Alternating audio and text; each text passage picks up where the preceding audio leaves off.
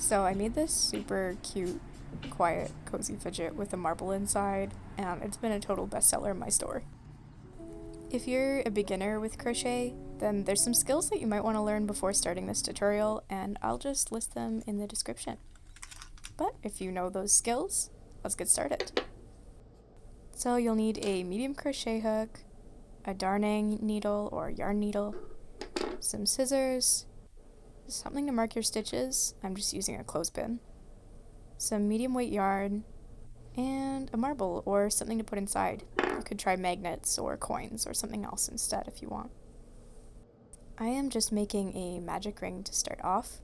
If you've never made one of these, feel free to rewatch. It's a little bit tricky, but you will get it with a few tries. I'm just going to pull this tail out of the magic ring so that I can tighten the ring later.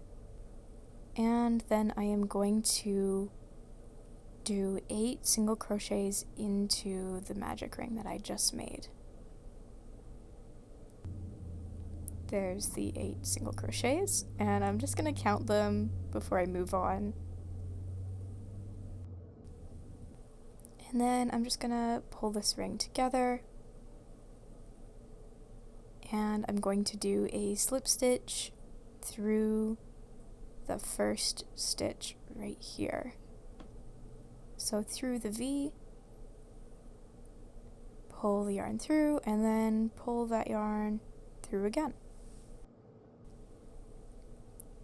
Now I am going to chain 1 and do my first row.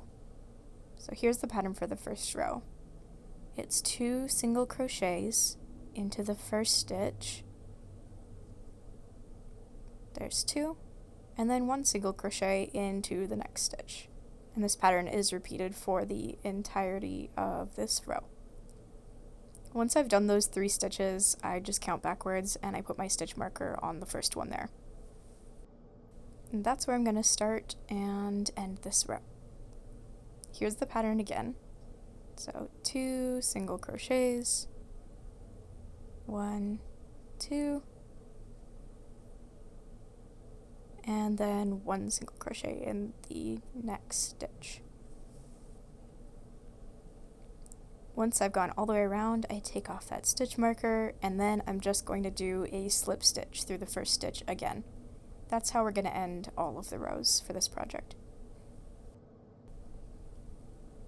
Then I'm going to chain 1, and I'm just going to pull the ring tight using that tail that we had earlier.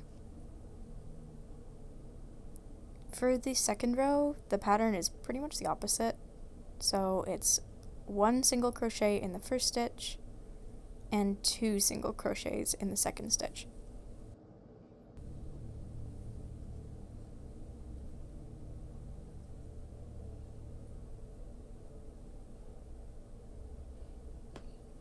And I'm just adding my stitch marker, counting backwards to that first stitch that I made, going all the way around. And then I am going to just do a slip stitch through this first stitch there.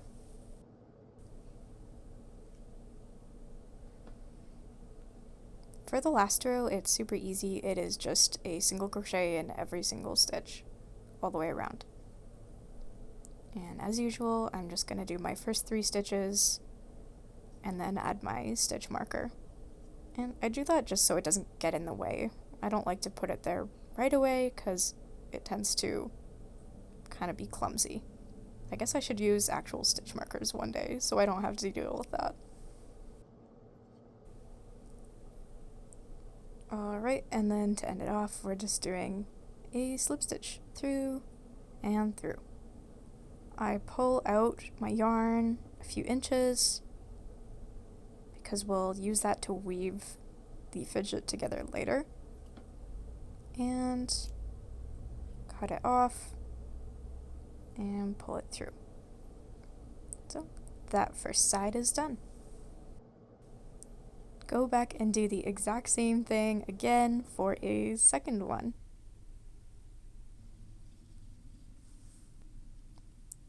Now to start finishing off this project, I am just pulling this magic ring tail through the piece to the inside of the piece and pulling it tight. We're going to weave in the ends to make sure that when we're using the fidget, it doesn't fall apart, and to make sure it lasts a long time. So struggle to get your yarn through that needle, and then just go around the circle through these stitches. You can go one or two at a time and kind of just tighten as you go. You don't need to pull too hard. Just a gentle pull to make sure it's staying nice and neat is great.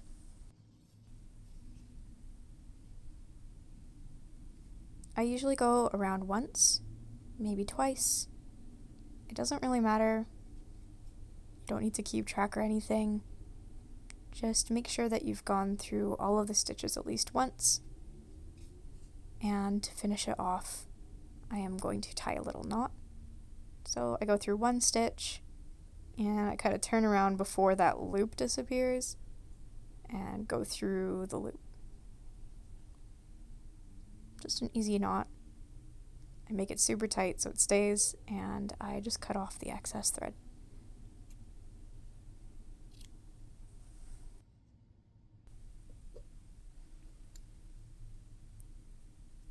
I do that to the other one as well, and then we are going to take the tail that we left from the project and tie these two pieces together.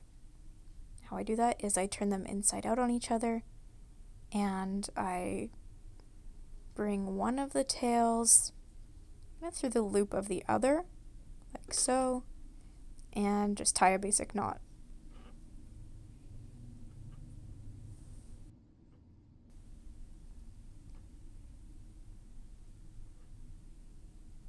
When you bring them together, they'll kind of flip in on each other. So make those insides face each other now. And we'll do the last step. So I just take a second to make sure all of my stitches are lined up. And here is the pattern for sewing them together. The first one's a little odd, so just try to follow along visually, and then I'll explain the second one here. So the way I sew them together is just by going under both of these stitches, so under both V's, and then under just the middle, like so. I don't know if this is an actual crochet sewing technique, but it's what I do for this project because it makes it super secure and it is pretty cute. You can kind of see the stitching on the edge of the fidget when it's finished. It looks pretty. So once I'm halfway around, I'm just going to move on to the other tail and sew together the other half of the fidget.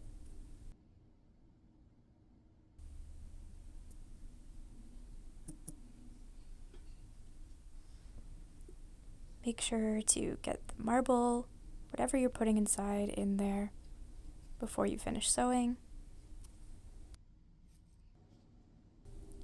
And then to just complete the piece, I'm weaving in the ends, kind of however I think will end up looking good and being secure. It'll just depend on your own piece, so feel it out and see what looks right.